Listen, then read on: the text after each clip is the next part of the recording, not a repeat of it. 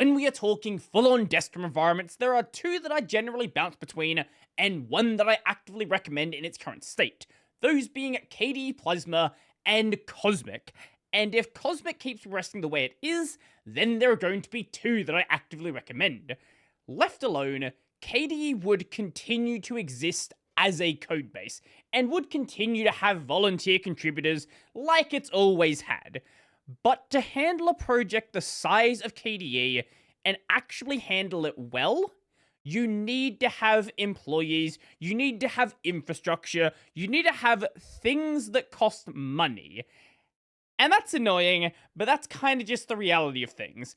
And a few days back, we saw the 29th anniversary of the KDE project. And in case you're unaware, GNOME is only about 5 months younger, so they're going to be celebrating their 29th very soon, and then 30th comes up next year. That's going to be a big one, and if any KDE people want to arrange something, they want to have some help out with promotion, please reach out. I am more than happy to help out next year as well. And with the 29th anniversary, it is time to start the year-end fundraiser for 2025. Now, of course, you could donate anytime throughout the year. That's totally fine. But this is setting up a goal, setting up a point they want to reach, and hopefully, fingers crossed, they will reach it. Last year, they absolutely shot past it. I think in total with the Christmas, with the December prompt as well, it was like 150,000 euros just in those last couple of months, which is massive. And at this stage, we don't know what December's going to do. We are on track to overshoot that. I don't know what's going to happen, but I'm very excited. As I'm recording this, we're about 7 days into the fundraiser starting, and we're almost at 20,000 euros already, which I don't know what the rest of the time's gonna be, but hey, we'll have to wait and see, I guess. And it makes sense because overall, this year has been tracking considerably higher than even 2024, and that was already a massive year unto itself. Things are going really well for KDE, people like the direction of the project, people are very excited for it, and it looks like a lot of people are very happy to support it. And if you're not already doing so, you can also be part of the change. Now, of course, your own bills are more important. If you can't afford to do any funding for KDE whatsoever, totally understandable. Your own stuff is very important. Worry about that first. But if you do want to help out, now is the time to do so. And the money that goes into the KDE EV, which is basically a German non-profit, basically goes back into improving the environment.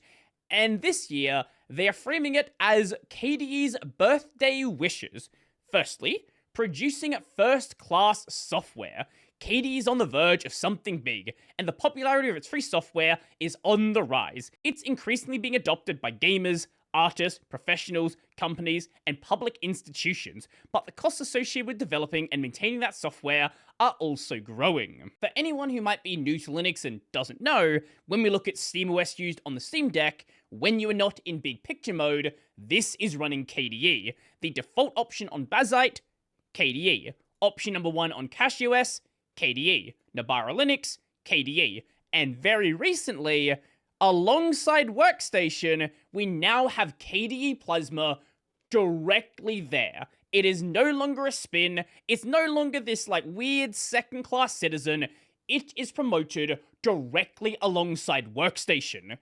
KDE Plasma is the premier traditional desktop on Linux, and I want to see it get even more popular. If you have some issues with the design of KDE, with functionality of KDE, with anything with KDE, helping to support the project is how those things are going to improve, because there are employees of the KDE project, of the KDE EV, and this is how they pay for them. Keeping you in control. A core aim of KDE is keeping you in control of your digital life, and we do it by providing high quality and privacy conscious free software. But we can only keep doing it by preserving our own financial independence so that we never become too dependent on any single source of support. This is a concern I had with Valve paying for development on KDE. They're doing so now through Tech Paladin, originally being done through Blue Systems.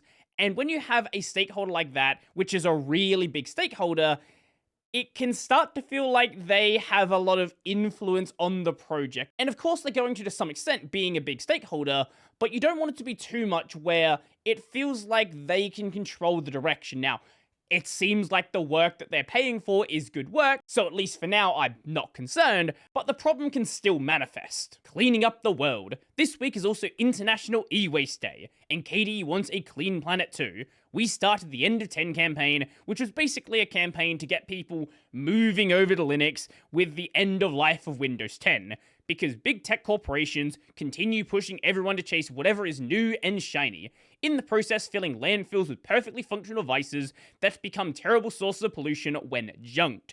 Even if you literally don't care about pollution, you don't care about, a bunch of tech being wasted. Let's just imagine this for a second.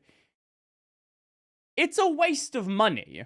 It's a waste of money to have to get rid of a perfectly functional computer because your operating system has these requirements where devices that were still being sold up until a couple of years ago just do not meet them. And we're not talking about, 15, 20-year-old laptops that, understandably, they are probably not going to work that well. And even if, you do have one, very few people do by that point, and sure, that's not what I'm talking about, though. There are devices which are 5, 6 years old, which are totally functional computers, which Windows 11 doesn't support. That's dumb. There's no reason for it. Now, yes, there's technically security, blah, blah, blah, blah, blah. I think the reasoning is dumb. And if they don't bin the system, well, they're stuck on an end-of-life operating system, and there's nothing they can do about it. Linux is the thing you can do about it, but a lot of people just don't feel like they can. A lot of people feel like they're not ready to use Linux, or something is lacking, or some other reason, and making this software as good as possible is going to make that transition as easy as possible. Reaching people the tech industry left behind. Many aren't in a position to replace their devices every few years, or download hundreds of gigabytes of data from an always online internet connection. KDE produces software that doesn't need the latest hardware or an always on internet connection, allowing everybody to find their space in the digitized world. On this note, during the outage of US East for AWS, one of the things that went down was the servers for 8 Sleep.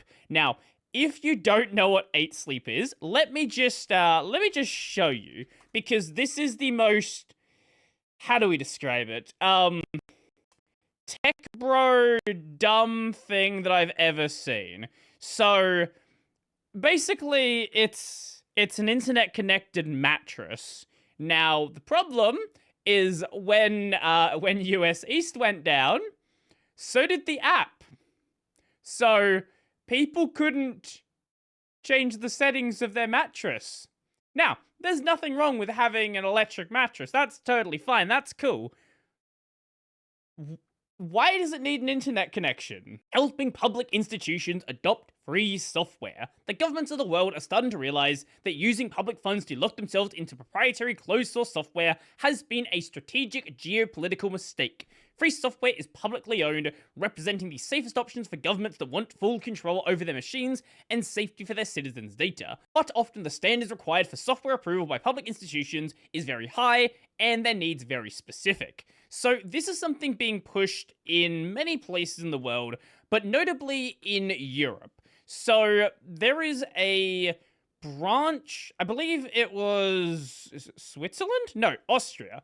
Austria that began replacing Microsoft Office with LibreOffice in their military. That's really cool. There was also a German state that was doing basically the same, going from Windows and Microsoft Office to Linux and LibreOffice. It's not a lot of places right now, but it is a shift that is happening. And there are places that have a lot of requirements, and there's a lot of places that are never going to make this shift just because there's so much legacy stuff attached to it.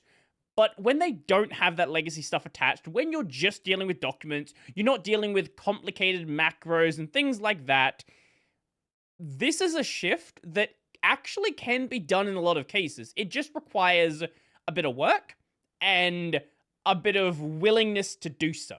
So if you'd like to donate, there is a box right here. They prefer that you do a recurring, so monthly or annually, but if you can only do one time, that's totally fine as well. Whatever it is that you're comfortable doing. I personally want to see a world where we return to KDE either being offered or the default on all major distros. If we go back to the 90s, where the options were things like CDE, when KDE came along, it very quickly became a popular choice and very quickly became a default. Shortly after GNOME came along, and a big part of GNOME's early popularity was with issues with Qt licensing and it being this weird proprietary thing with this open source guarantee, and over the years, things have been ironed down. This is just no longer a problem now. Qt being open source is a thing that is basically set now.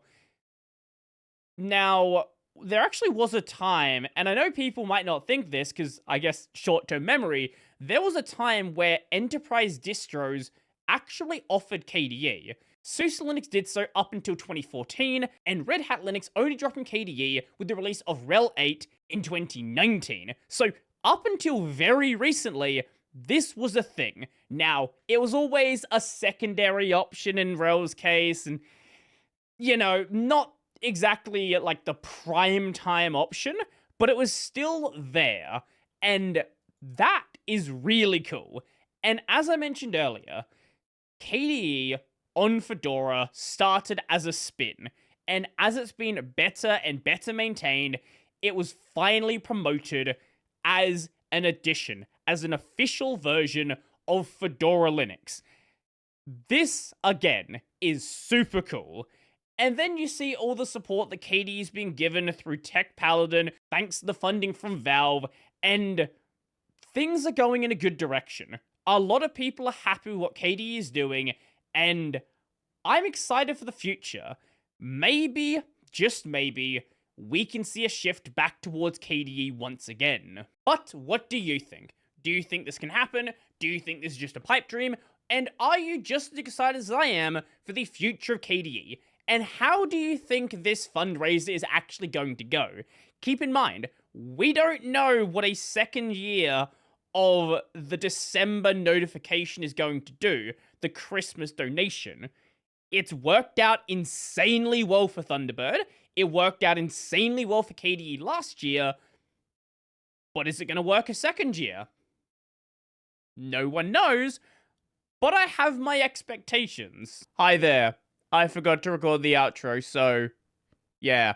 If you liked the video, go like the video.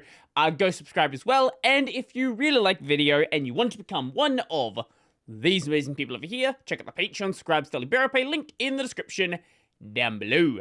That's going to be it for me, and I was too lazy to turn my lights back on.